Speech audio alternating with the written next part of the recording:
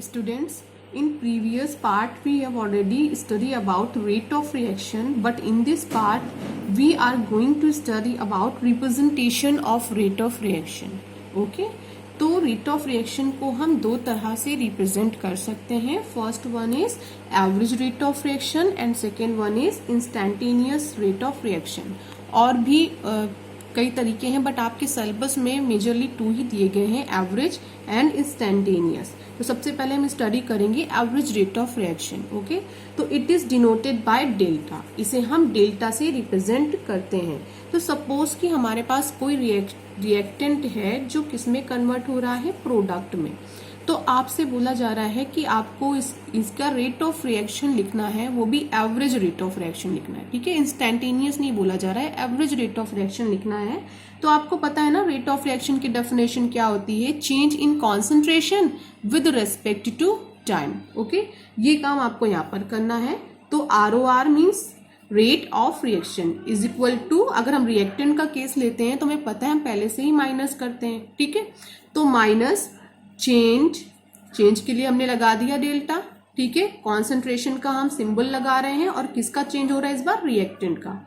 और किसके रिस्पेक्ट में हो रहा है, टाइम के रिस्पेक्ट में. ओके, नेक्स्ट हम आते हैं change in concentration of product with respect to time. तो हमने एवरेज रेट ऑफ रिएक्शन इस पर्टिकुलर रिएक्शन का यहाँ पर लिख दिया है. ठीक है, जब कोई भी रिएक्शन होती है बेटा, तो हम ये जानते हैं कि जब रिएक्शन हमारी स्टार्ट होती है तो धीरे धीरे जो हमारा रिएक्टेंट होता है वो डिक्रीज होता जाता है. ठीक है, और जो प्रोडक्ट होता है हमारा वो इंक्रीज होता जाता है ना. तो रिएक्टेंट हमारा डिक्रीज हो रहा है, प्रोडक्ट हमारा इंक्रीज हो रहा है. तो इसी चीज को ध्यान में रख करके हम लोग एक ग्राफ प्लॉट करेंगे और एवरेज रेट ऑफ रिएक्शन को हम ग्राफ के थ्रू समझने की कोशिश करेंगे. पहली बार हम ग्राफ रिएक्टेंट के केस में लेकर बनाएंगे और जब दोबारा ग्राफ बनाएंगे तो हम प्रोडक्ट का केस लेकर बनाएंगे. ओके, तो स्टूडेंट ग्राफ हमने प्लॉट किया है. जो एक्स एक्सिस है इसके रिस्पेक्ट में हम टाइम को लेंगे और वाई एक्सिस के रिस्पेक्ट में हम कॉन्सेंट्रेशन को लेंगे. ओके, तो सपोज क्या करते हैं, तो एक्चुअल भी है कि यहाँ पर जो हमारी रिएक्शन स्टार्ट हो रही है, जब रिएक्शन सिर्फ स्टार्ट हो रही है, स्टार्ट हुई नहीं है, टाइम हमारा क्या है, 0 है.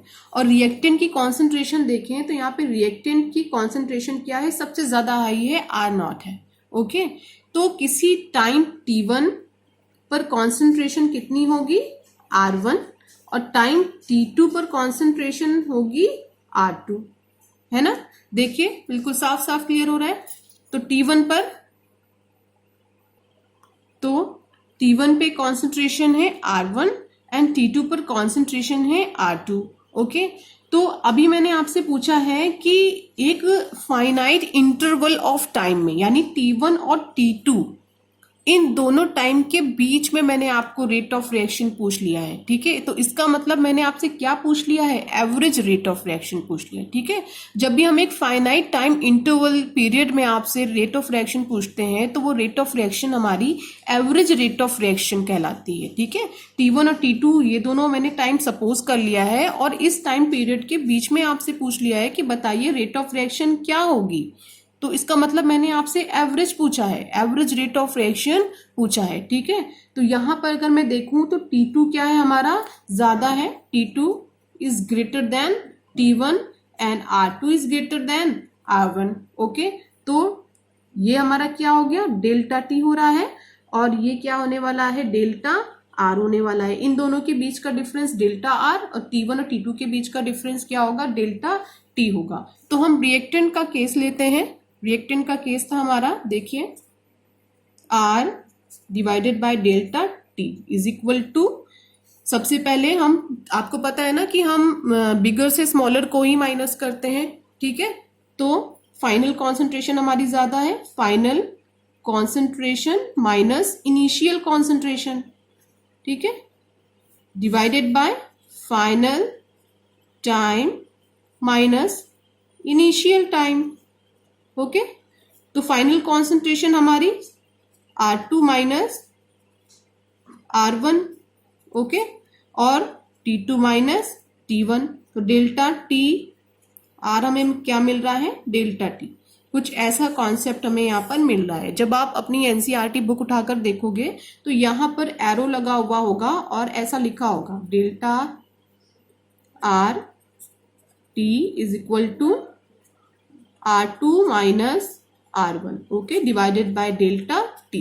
ये इसी चीज को रिप्रेजेंट करता है कि T2 माइनस T1 हमारा क्या है, डेल्टा टी, और R2 माइनस R1 अगर हम देखें तो ये हमारा क्या बनेगा, delta R divided by delta T. इन दोनों के बीच का डिफरेंस डेल्टा से हमने रिप्रेजेंट कर दिया है, और T2 अगर यहाँ पे मैं T2 और T1 करूं तो इन दोनों के बीच के डिफरेंस को मैंने डेल्टा से रिप्रेजेंट कर दिया है। तो ये ऐसे आपको क्या मिल जाएगी, रेट ऑफ रिएक्शन मिल जाएगी, वो भी किसकी, रिएक्टेंट की। और किस फॉर्मेट पे मिलेगी, एवरेज रेट ऑफ रिएक्शन के फॉर्मेट पे मिलेगी। ठीक है, तो ये केस तो हमने रिएक्टेंट का लगाया था। ओके, अब हम केस लगा देते हैं प्रोडक्ट का।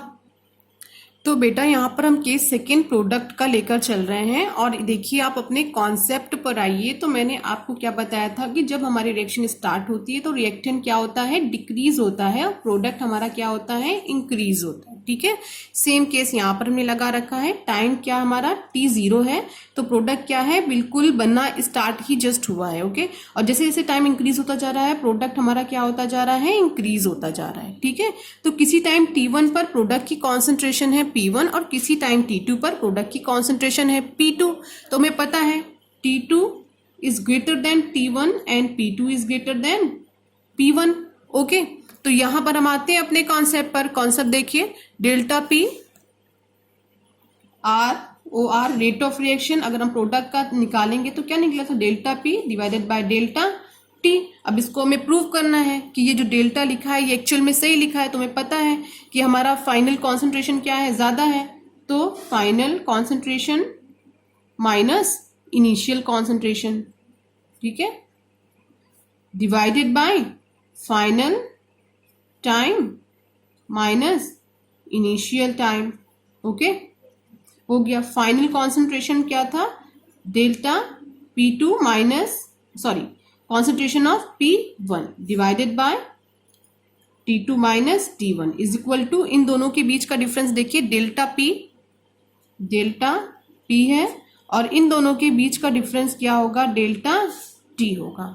ओके, और ये हमें क्या मिल गया, rate of reaction of product. Okay, तो इस ग्राफ से हमें ये क्लियर हो गया है कि अगर हम किसी फाइनाइट इंटरवल ऑफ टाइम के बीच में अपनी रिएक्शंस की रेट को फाइंड करते हैं तो वो कहलाती है एवरेज रेट ऑफ रिएक्शन, जिसे हम डेल्टा से रिप्रेजेंट करते हैं। ओके, तो what is average rate of reaction, finite interval time में किसी भी रिएक्शन की रेट में होने वाले चेंज को ही हम बोलते हैं average rate of reaction. Okay, अब हमारा नेक्स्ट टॉपिक होगा इंस्टैंटेनियस रेट ऑफ रिएक्शन।